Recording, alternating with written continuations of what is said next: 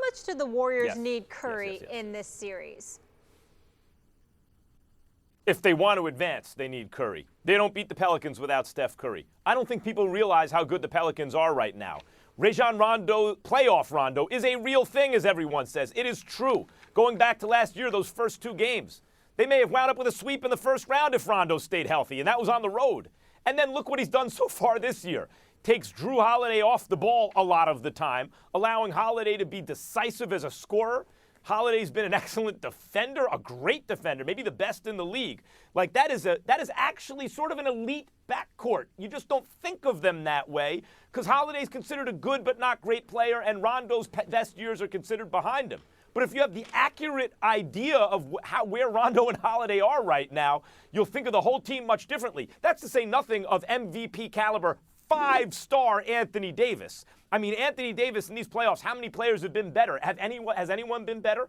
Is it possible to be better than he is right now, or maybe just as good? LeBron James or whomever else. Davis is playing at an incredibly high level. And Mirotic, by the way, is maybe the reason it's all able to happen. He's an underrated defender, but more than that, in certain respects, serves a similar function or is analogous on that team to what Draymond is on the Warriors, guys. You know, he allows them to play 5 out. He makes it much more difficult for the defense. You can't help because Mirotic is open on the perimeter.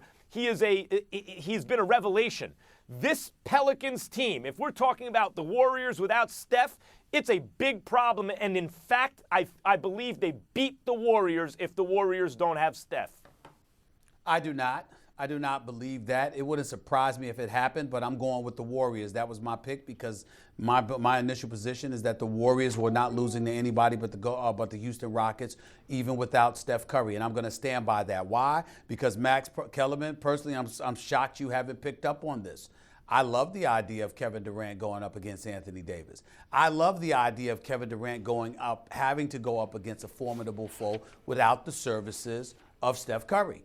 Because what you got your finals. You got your finals MVP. You're a top 3 player in the world, universally recognized as being as such. And according to you, tacitly or otherwise, directly or indirectly, subliminally or whatever the case may be, you gave the impression that, guess what? The only reason you didn't have a championship is because you were playing with Russell Westbrook. Well, what if you're not playing with Steph Curry, but you're playing in the system that you want with players like Draymond Green and Klay Thompson, who you clearly want to play with? What's going to be your excuse then? I say none. None whatsoever. If you're that dude, this should not be a problem, particularly when you have a Klay Thompson available to you, because Klay Thompson is one of the best shooters in the world who also plays on both ends of the floor. And oh, by the way, you are supposed to be that superstar, and you got Steve Kerr and Mike Brown and their staff and that system of play where an unselfish brand of basketball is being put on display